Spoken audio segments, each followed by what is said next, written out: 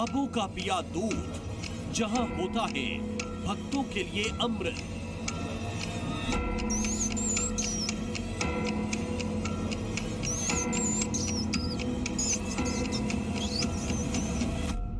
जहां देवी के रक्षक बनते हैं 25,000 काबे।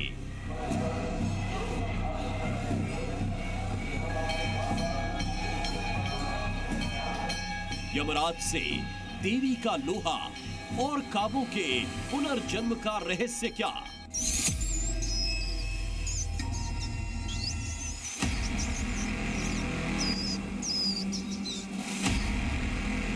देवी करणी और काबों की कहानी।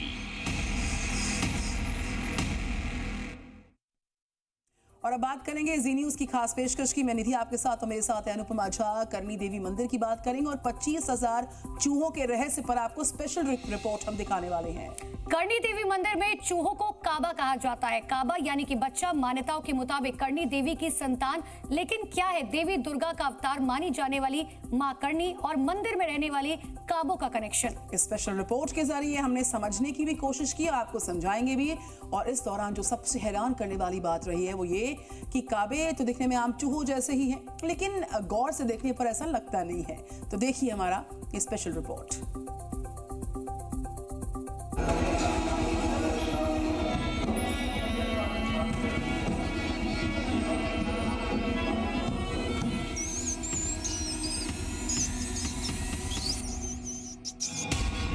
पश्चिमी राजस्थान के रेगिस्तान में जीवन की शक्ति मानी जाती है देवी करणी।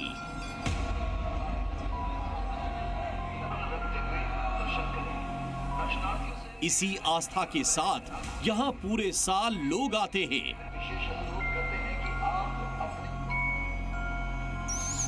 लेकिन चूहों की चहल पहल यहां सबका ध्यान खींचती है। चूहा तो हम इन्हें पहचान की सुविधा के लिए कह रहे हैं, वरना इन्हें तो यहां काबा यानी देवी करणी की संतान का दर्जा प्राप्त है।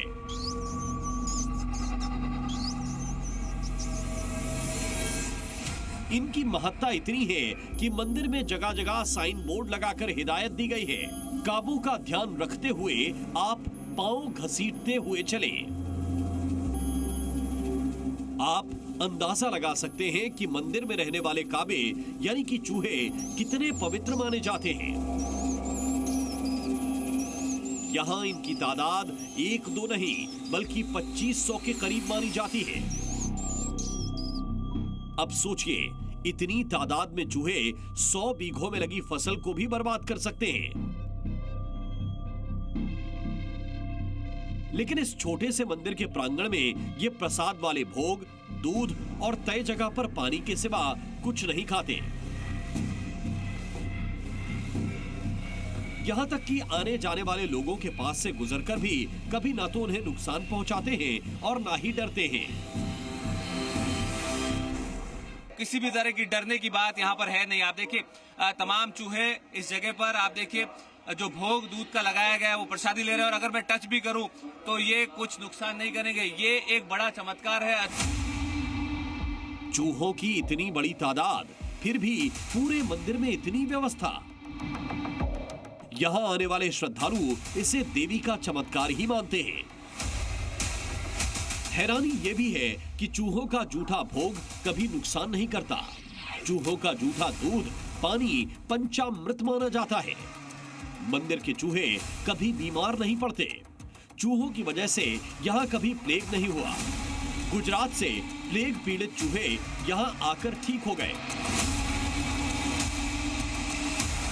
करणी मंदिर में चूहों से जुड़ा यह चमत्कार साल 1994 का माना जाता है, जब गुजरात में प्लेग ने एक महामारी का रूप ले लिया था। इसका असर राजस्थान के सीमावर्ती इलाकों तक पहुंचा था। इस दौरान सैकड़ों चूहे बीकानेर के इस मंदिर तक आ गए थे। लेकिन मंदिर प्रशासन का कहना है कि प्लेग ग्रसित चूहों से यहां बीमारी फैलने के बजाय जो चूहे यहां आए थे वो भी ठीक हो गए। सूरत में चूहों से फ्लैग फैला था, जो फ्लैग से ग्रसित थे, चूहों से लोग बीमार थे और यहाँ आए। ये काबों का, इससे चूहे क्या करते हैं, इनको बोलते हैं काबों। काबों का झूठा जल जो काबा पीते हैं, उसी पानी को, सेम पानी को चरणामृत के स्वरूप पीते हैं, ठीक हो जाते हैं, अस्वस्थ कोई नहीं होता है, यहाँ कोई डिजीज नहीं होती, कोई महामारी नहीं होती, कोई फ्लैग नहीं होता। गजेंद्र दीपावत करणी मंदिर के युवा पुजारी हैं, लेकिन चूहों से जुड़ी कई मान्यताएं इन्होंने पुरखों से सुनी है। इनके मुताबिक मंदिर में दो तरह के चूहे हैं, एक काले और भूरे और दूसरे सफेद। काले चूहे यहां हर तरफ दिखाई देते हैं, लेकिन सफेद चूहे यहां बेहद दुर्लभ होते हैं। इनका दिखना श्रद्धालुओं के बीच हद शुभ माना जाता है। रंग के साथ चूहों की एक और कैटेगरी है, वो है मंदिर में इनका इलाका। मंदिर परिसर के बाहर जिन चूहों को जगह मिली है, उनके कर्मों के हिसाब से है। और अगर मंदिर परिसर के अंदर, गुफा के अंदर, निज मंदिर में अगर चूहे हैं तो उन्हें अच्छे कर्मों का फल है कि वो माँ कर्मी के चरणों में यहाँ पर जो है वो रह रहे हैं। इस तरह की एक मान्यता है। परिसर में जैसा कर्म करते हैं वैसे स्थान मिलते हैं। जो अच्छा कर्म करते हैं, जो अंदर रहते हैं माता जी के सन्मुख बाहर, और परिसर से बाहर भी रहते हैं। जो बाहर वाला काबा अंदर नहीं आता, अंदर वाले काबे बाहर नहीं जाते। ये अपने आप में हैरान करने वाली बात है कि चूहों का कैसा कर्म और कर्म के आधार पर देवी माँ से इनकी दूरी कैसे तय की जाती है। इस सवाल पर देवी माँ का कनेक्शन जुड़ता है यमलोक से। माँ करने के साथ छोटे बेटे लाडले थे, लक्ष्य राज की मौत हो जाती है तो फिर माँ उनको यमराज से वापस ले आता है। समझौता होता है कि माँ करने के वंशज किसी की मौत होगी तो वो यमपुरी नहीं जाएंगे, ये रहेंगे। ऐसी यहाँ की मान्यता है, तो उसकी भी एक कैटेगरी है। इनके जो अच्छे कर्म होते हैं वो निज मंदिर के पास रहते हैं। उसके बाद कैटेगरी वाइज जो होता है, उसके बाद उनका स्थान तय होता है चूहों का। तो चूहों और देवी करनी के दिव्य कनेक्शन के बीच दरअसल एक मान्यता भी काफी प्रचलित है। कहते हैं देवी करनी का जन्म बीकानेर के पास एक किसान परिवार में हुआ था। जन्म से ही उनमें चमत्कारी शक्तियां थीं। एक हादसे में जब उनकी बहन के 4 बच्चों की मौत हुई तो वो यमराज से भिड़ गई थी। ये कहानी वैसी ही है जैसा सती सावित्री ने अपने पति सत्यवान के लिए यमराज के लोक पहुंची थी। तब यमराज ने सावित्री को उनका पति लौटा दिया, लेकिन देवी करनी को उनके 4 पुत्र लौटाने की जगह यमराज ने अनूठा एक वरदान दिया।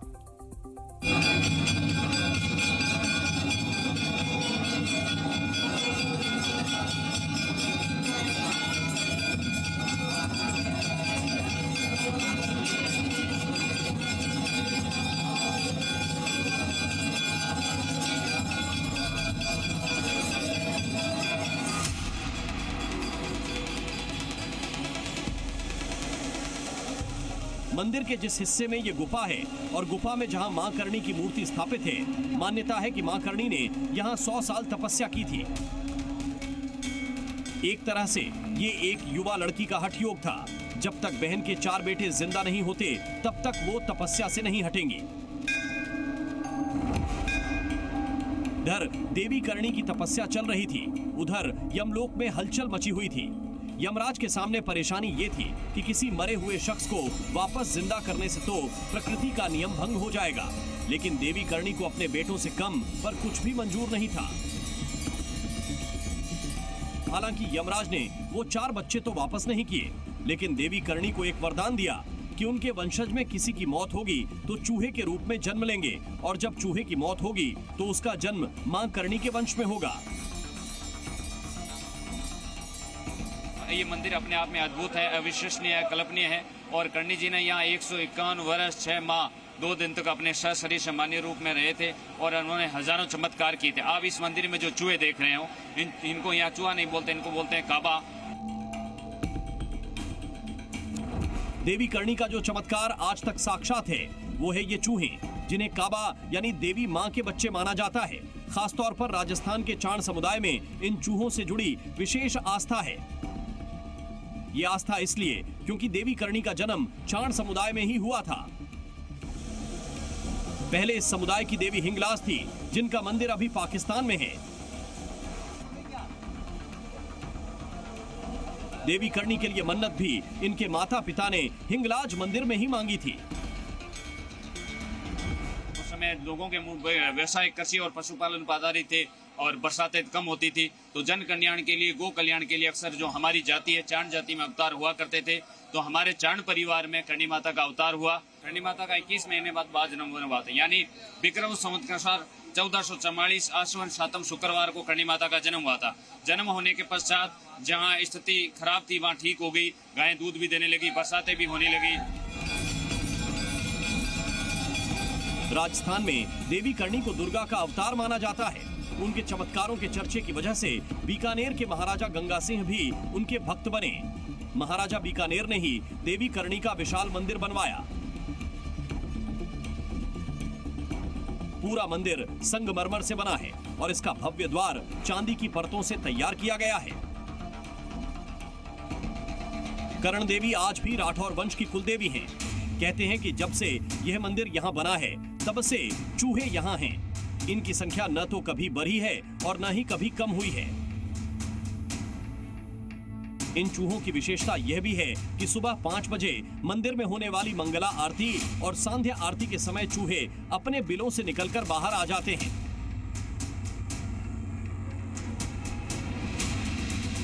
चूहों के बीच हालांकि लोग संभल कर चलते हैं। अगर दुर्घटनावश किसी के पांव से अगर कोई चूहा मर जाए तो उसे मंदिर में चांदी का सिक्का चढ़ाकर पश्चाताप करना होता है। हालांकि मंदिर की तरफ से ऐसी कोई बाध्यता नहीं ही है, लेकिन मां करणी की महिमा ऐसी है कि लोग चूहों में उनका रूप देखते हैं और श्रद्धा से चढ़ावा चढ़ाते हैं।